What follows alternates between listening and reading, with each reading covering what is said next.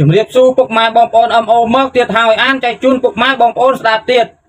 ពេលដែលខ្ញុំឈប់ខ្វល់អ្នកនឹងបាត់បងខ្ញុំជារៀងរហូតឱកាសមិនមានច្រើនដងទេត្រូវតែហ៊ានចាក់ចេញពីកន្លែងដែលយើងឈឺចាប់ហេតុអ្វីត្រូវឲ្យខ្ញុំយល់ចិត្តមនុស្សគ្រប់គ្នាទាំងពួកគេមិនដែលឲ្យតម្លៃខ្ញុំភ្លេចអ្វីភ្លេចបានតែបើភ្លេចអ្នកដែលធ្លាប់មើលងាយខ្ញុំភ្លេចមិនបានឡើយហើយក៏មិនភ្លេចអ្នកដែលជួយខ្ញុំដែរស្អប់ឬស្រឡាញ់វាជាសិទ្ធិអ្នកគ្មានអ្នកណាបង្ខំអ្នកឲ្យមកស្រឡាញ់ខ្ញុំឬចូលចិត្តខ្ញុំទេត្រូវចាំថាមនុស្សអាចក្បត់គ្នាបានតែបុណ្យនិងបាបមិនអាចក្បត់គ្នាបានឡើយមួយជីវិតខ្ញុំមិនដែលចេះខ្លាចអ្វីឡើយគេហ៊ានខ្ញុំក៏ហ៊ានក្នុងโลกនេះគ្មានអ្នកណាអជាងអ្នកណាទេកុំមើលងាយគេត្រឹមការនិយាយស្ដីកុំតន់វាយតម្លៃត្រឹមការមើលឃើញក្នុងโลกនេះបើយើងទន់ជ្រេកពេកគេនឹងជន់ឈ្លីបើយើងស្លូតពេកគេនឹងកេងចំណេញត្រូវរៀនធ្វើខ្លួនឲ្យមានបន្លាដូចដើមដំបងយក្សមិនមែនដើម្បីទៅចាក់អ្នកណាទេគឺដើម្បីកុំឲ្យអ្នកដទៃមកប៉ះពាល់ឬធ្វើបាបយើងបានតាមចិត្តខ្ញុំអាចទប់សម្លេងយំរបស់ខ្ញុំបានប៉ុន្តែខ្ញុំមិនអាចទប់ការឈឺចាប់និងទឹកភ្នែករបស់ខ្ញុំបាននោះឡើយខ្ញុំចង់ឈ្នះខ្ញុំត្រូវតែឈ្នះថ្ងៃមួយខ្ញុំនឹងយកឈ្នះសម្ដីមនុស្សដែលធ្លាប់មើលងាយខ្ញុំកុំធ្វើឲ្យខ្លួនឯងមានសម្ពាធច្រើនអីហត់សម្រាកកន្លែងណាមិនល្អក៏ចាក់ចេញទៅស្រឡាញ់ខ្លួនឯងធំហើយមិនមែនកូនក្មេងទៀតទេមិនបានស្អប់គ្រាន់តែមិនចង់ជួបអារម្មណ៍ដ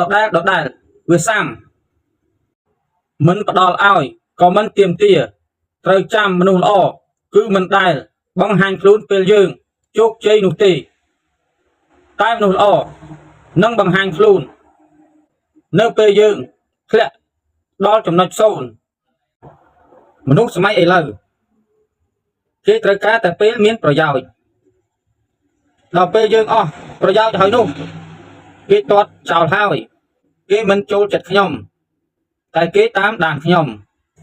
កុំដានិយាយពីខ្ញុំកុំគិតថាខ្លួនលយជាងគេមិនចូលចិត្តខ្ញុំកុំប៉ះពាល់ជីវិតខ្ញុំដំណើរជីវិតរបស់មនុស្សយើងម្នាក់មានអ្នកណាមិនជួបនឹងបញ្ហាឡើយគ្រាន់តែវាតិចនឹងច្រើន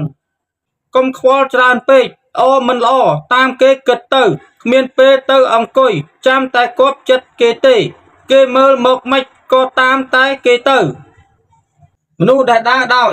មានគោលបំណងច្បាស់លាស់មិនត្រូវការវងមនុស្សមកស្រែកហូដល់កម្លាំងចិត្តនោះទេព្រោះគេដឹងរួចជាស្រេចហើយថាគេកំពុងធ្វើដំណើរទៅណាវាយឺតពេលហើយដែលអ្នកនិយាយពាក្យថាសុំទោសរៀនចិត្តដាច់ខ្លះហើយមនុស្សខ្លះយើងខំយល់ពីគេតែគេមិនដែលយល់ពីយើងវិញទេកុំធ្វើជាឆ្កែបំរើស្នេហាចុងក្រោយវាគ្មានបានអ្វីមកវិញទេកុំដើរអ៊ុតអាងសំអាងខ្សែធំកុំដើរលួចបន្លំបង្ខំគេឯងកុំមានអំនួតឈូតតែម្នាក់ឯងហើយប្រឹងសម្ដែងថាខ្លួនល្អកុំមានគំនិតគិតអវិជ្ជាកុំអាងមានគ្នាធ្វើបាបអ្នកសតកុំអាងខ្លួនខ្ពស់ធ្វើបាបគេទៀតកុំអាងប្រៀបធៀបយកធ្វើជាលេសកុំស្មានគេងងធ្វើឯងចេះហើយមិនត្រេះរិះគិតពិចារណាក្នុងនាមជាកូនប្រុសមិនត្រូវផ្លាស់ប្ដូរចំហនៅពេលដែលជួបឧបសគ្គនោះទេចង់ប្រាប់ថាកុំប្រើពាក្យស្ងាត់ដើម្បីឈ្នះព្រោះពាក្យនឹងពួកអ្នកឯងគ្រាន់តែនិយាយដួងចិត្តខ្លួនឯងតែប៉ុណ្ណោះ